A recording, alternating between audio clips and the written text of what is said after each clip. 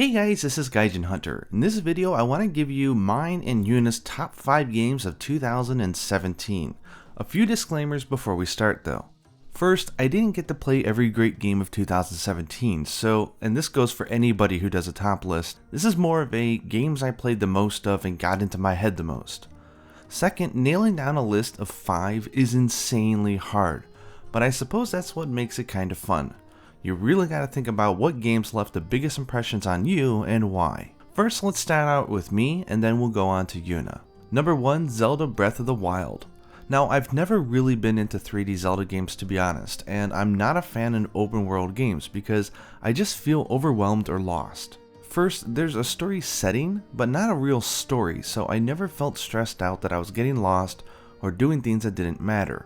Everything that wasn't a guardian or saving Princess Zelda had equal weight, and that is to me what made sort of like every fun activity I gave myself have importance. The world was open but never too large to explore, and the way that they placed everything visually was probably the greatest example of breadcrumb design. And more than anything, I really enjoyed this game with Yuna.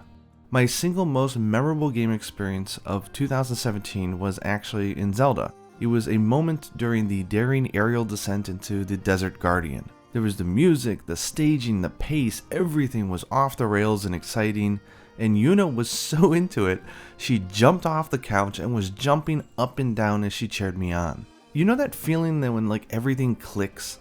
Like when you're listening to a real special groove and it just hits you and you get kind of like a weird feeling in your stomach and shortness of breath and almost teary-eyed because emotionally everything is just flowing and feels so good? Well, that was sort of what happened. It was the combination of everything that made me feel like this. So, even looking back on that moment, everything feels blurry like a dream. I've never been so elated in my life. Number 2, Monster Hunter Double Cross. Now, while I was disappointed that this game was just an extension of Generations, I really like Generations, so it's a no-brainer that this game was great and I played a lot of it. However, because the grind was so heavy and because I was already exhausted from essentially playing the same game twice, both with Monster Hunter Cross and Generations, I decided to play this game exclusively pretty much with Prowler, and that way I could make all the armor and weapons without any stress, the deviants were really easy to do, and I could just relax and have a good time. Luckily, they really upgraded Prowler and it was really good in this game. I hope Capcom continues this idea of a spin-off series because I really need more portable Monster Hunter in my life. Now, while the game did come out on the Switch later and was a really good port, I was already pretty much done with the game, so I really didn't play the Switch version that much at all, so I really can't comment on it, but I'm sure it was great. Number 3, ARMS. Now, I don't get into fighting games much, except when I was young, like in the arcades and laundromats, playing Street Fighter 2, Mortal Kombat, and Virtua Fighter. Those were great. After that, though, I just sort of fell out of the scene. But this game really intrigued me. It's not even really just a fighting game per se. To me, it's a combination of a shooter, a boxing game, and a fighting game all in one. It's a unique genre and I really hope to play more of it, so I hope they're making a sequel. The character designs and iconography are amazing and everything is just a real joy to play. It's nice to play games that are just flat out positive, fun, colorful, accessible to anybody, but has that depth there for people who really want it. Not to mention the ARMS community, like the fan community, are really passionate and really cool. Number 4, Hellblade: Senua's Sacrifice. Now this game obviously I didn't play a whole ton of because it's more of a story sort of experience. You play it through and then it's kind of done. But it was just so powerful to me that it really got into my head and I was thinking about it a lot. And it was just an amazing experience. It's not a game for everybody. Very story and very presentation based, almost experimental in certain ways. But just everything about it, just the visual design, the story, the writing, the voice acting, the awesome implementation of binaural audio to make a really immersive experience. Just everything about this game was amazing. And it just got into my head, sort of like the way that a movie like Fight Club or something might get in your head and you think about it. So if you're into those types of games, check out my review video. Hellblade: Senua's Sacrifice was awesome. Number 5, Nioh. Now, Nioh was a game that I was really excited for in the previous year, and I had a lot of high hopes for it, and it just smashed my expectations and went like 10 steps above it. Nioh was a game from Team Ninja, very almost, like samurai, dark, Souls-y type of game. Very well designed, very unique. The battle system is my favorite battle system of like a pure action game, like if we're taking Monster Hunter off the table. It's my favorite like mechanic and system of any game I've ever played. The high stance, the mid stance, the low stance, swapping between them, the key pulses, everything about this game is just amazing. When you do good in this game, you really feel like you're doing good. So imagine taking something like Bloodborne and just making it really strategic, like way more than it is now. That's Nioh. Everything about it it had a huge amount of volume. The game is absolutely monstrously big. The DLC was all interesting. The visuals, the music, the action, the demons, everything was great. So Nioh definitely gets my spot in my top 5 for just blowing my expectations out of the water. And I think Team Ninja finally found something that's really special that the team can do. And I'm more excited now about what this means for that team. I'm really curious to see what type of games they can do, or if they're going to go for a sequel or what. Okay, and now some honorable mentions, the games that couldn't get into my top 5, but any given different day of the week and they probably would have. First one up, Splatoon 2. Splatoon 2 was great. I never played the first one because we had the Wii U for Monster Hunter 3G HD, and then I just sold the Wii U because I never played it. But yeah, like Splatoon 2 was great. I really like Hero Mode. I played all of that. So it does have a very robust single player type of puzzle type game thing. So I think even if you're not into the online, which the game is certainly all about the online, I still think there's plenty enough volume here to just buy the game and enjoy it. So you can play the hero mode, you can play the salmon run, which is fun. I'm still not sure why they made it that you can only play it during certain days or times. It was kind of weird. The online was a good experience. I have to admit that I'm a little disappointed in the festas that they do, because just the matchmaking was a little off. Like you'd constantly fight against the same team. But in the end, Splatoon 2 is just a really fun game. And I love the idea of a shooter for all ages, and also just the premise that even if you stink at shooting, for the most part, depending on your game mode, just covering the area in paint is the main objective. So even if you shoot and you miss, you're actually not missing. You're painting the turf. So it's a very accessible game, and all the different weapons cater to all different play styles. So Nintendo's doing awesome work with Splatoon and deserve all the praise that it gets.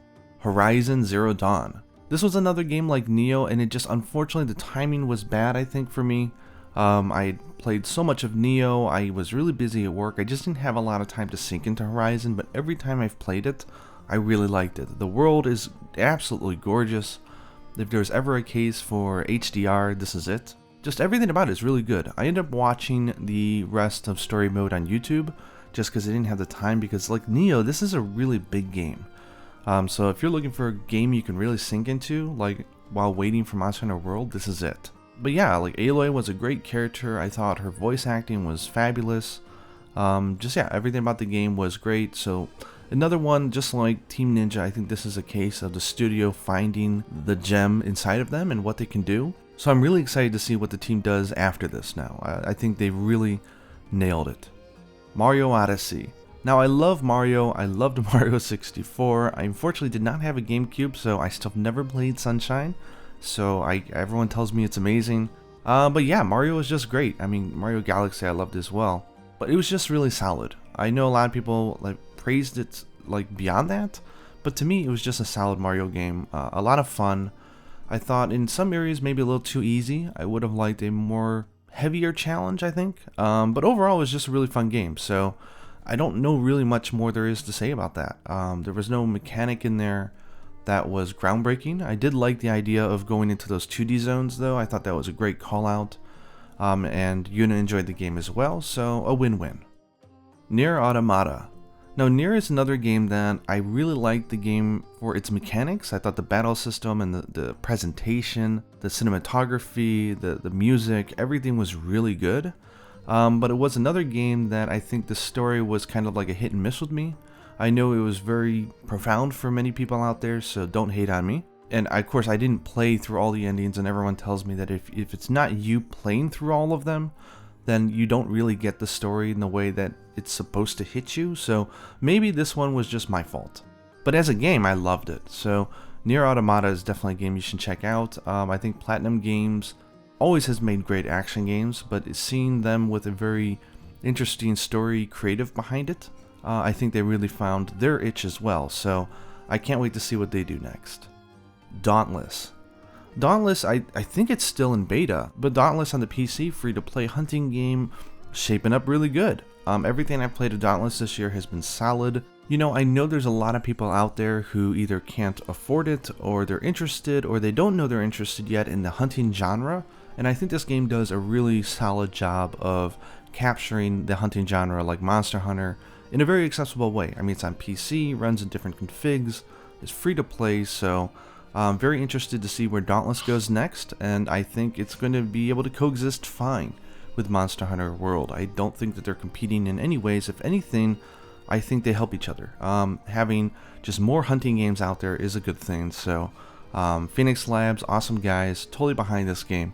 Best of luck. Monster Hunter World Beta.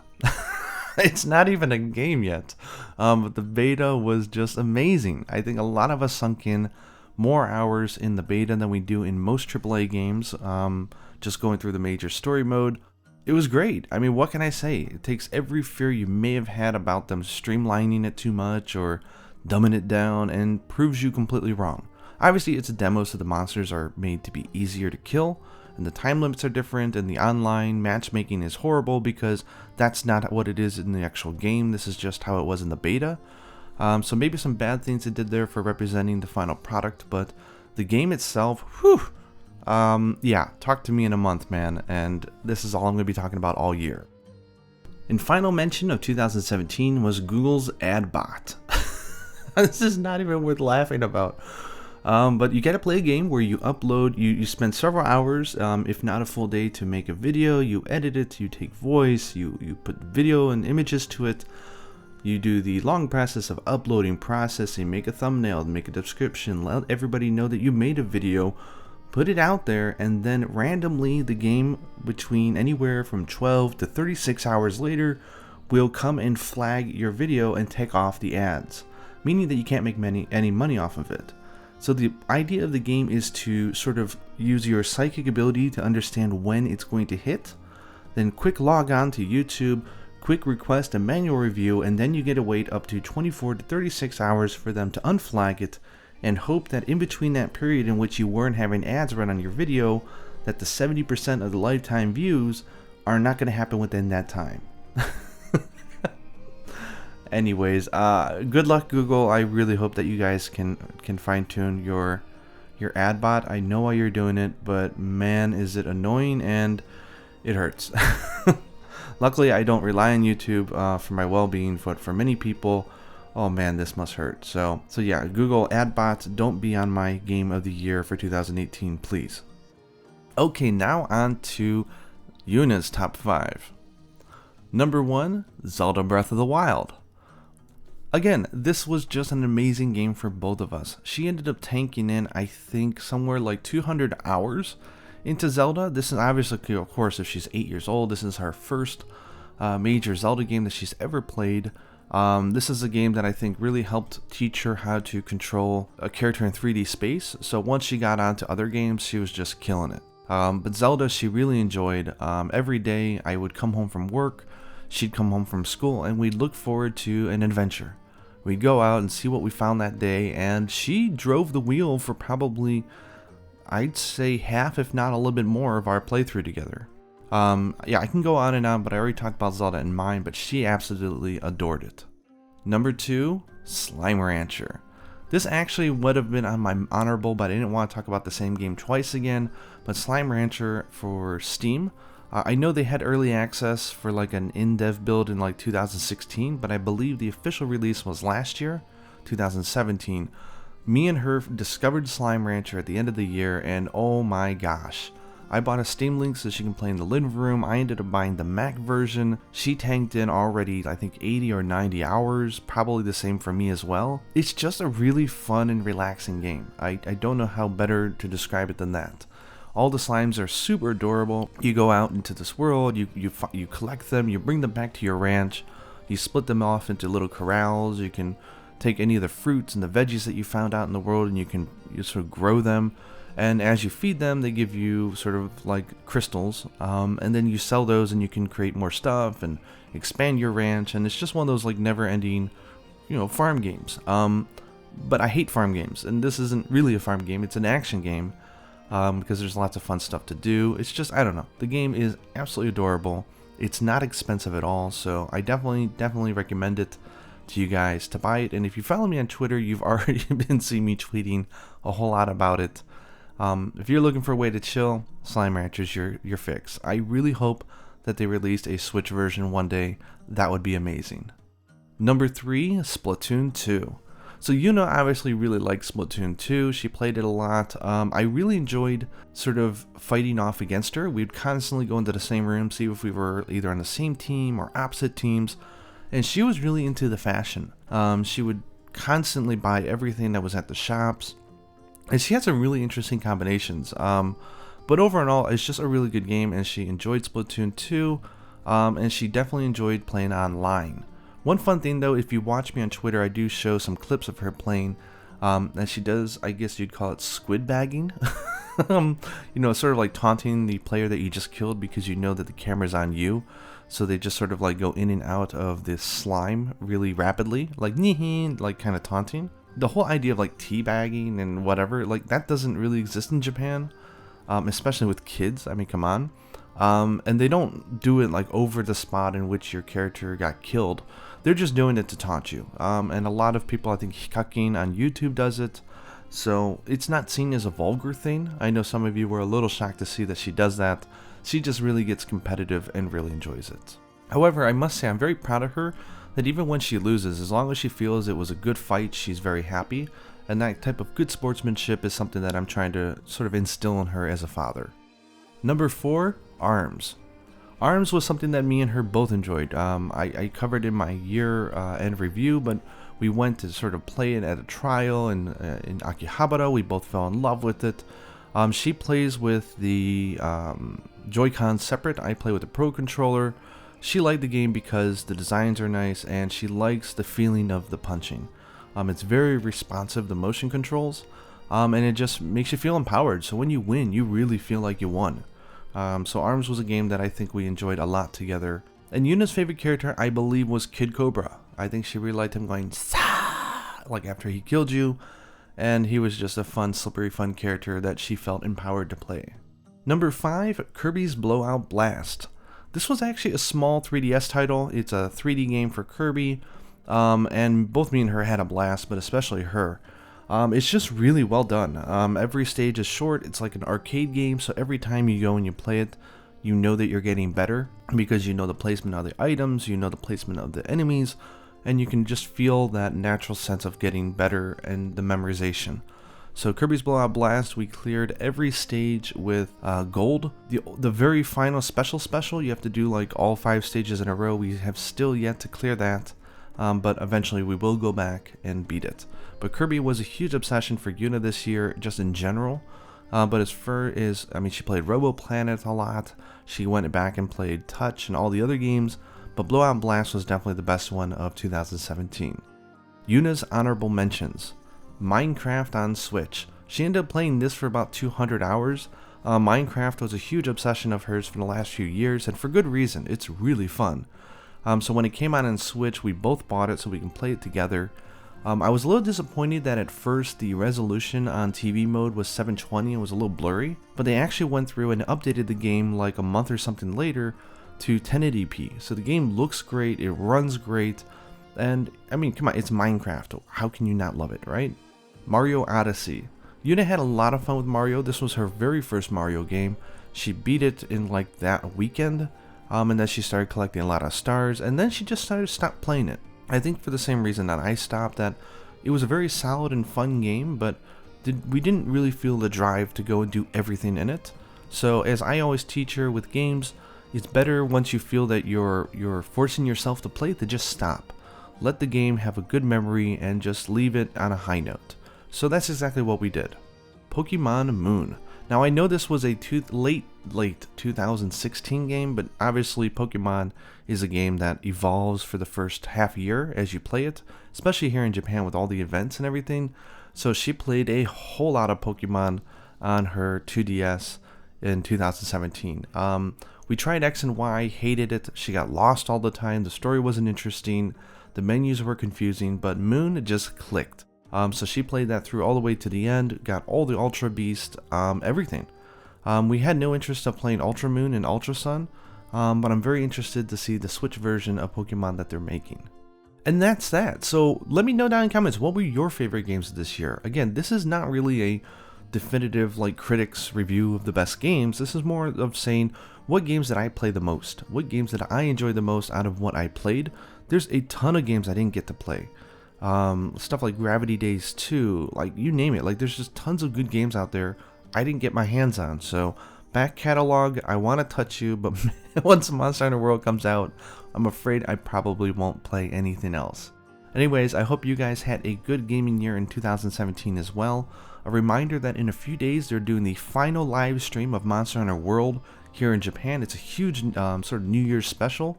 They're going to be giving probably the final trailer, some more news, might be talking about Endgame, who knows, but we can expect some really big things, so expect me to cover it on my channel and get hyped. Game's coming out soon, so let's get ourselves prepared. Start to sleep now so we can, you know, get the sleep in our system because we know we're not going to sleep much. But yeah, it's going to be a fun year. Thank you for watching this video. Like if you like it, subscribe if you haven't already, and until next time, happy hunting.